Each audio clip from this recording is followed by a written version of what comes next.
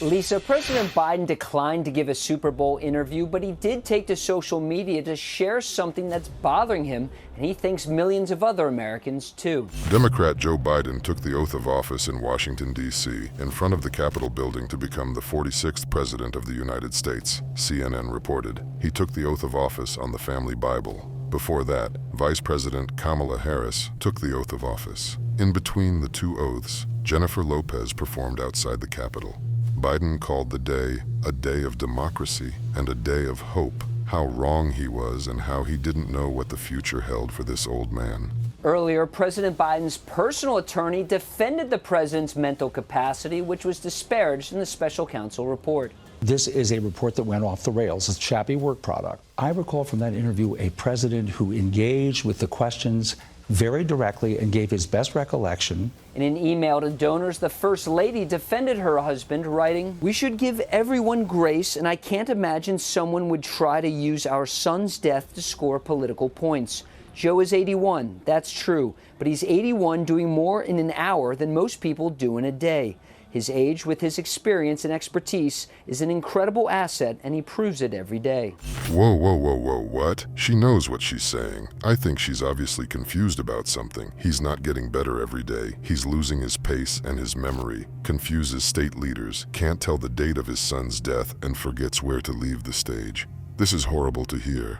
Please stop her. A new ABC poll says 86% of Americans think Biden is too old to be president. James Carville thinks the president's age is one of the reasons he and his staff decided against giving the Super Bowl interview. It's the biggest television audience, not even close, and you get a chance to do a 20, 25-minute interview on that day, and you don't do it. That's a kind of sign that the staff or yourself doesn't have much confidence in you. There's no other way to read this. President Biden will meet Jordan's King Abdullah here at the White House tomorrow, 2 weeks after those 3 soldiers were killed in his country. To me, it's all obvious and clear. More than 80% of Americans believe that U.S. President Joe Biden is too old for another presidential term, a poll shows. This is a clear wake-up call for him. I don't know if he'll regret it, because if you can't do it well, it's just like the press conference after the report came out.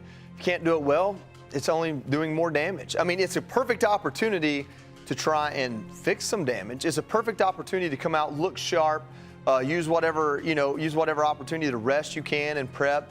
But if he doesn't have the stamina to do it, or if he doesn't have the interest to do it, or if his team just doesn't think he can, I would forego it as well. And really, we're sitting here and we're going over and over about, is this guy too old? The American people, no matter what politics you like, have seen him for almost 4 years now.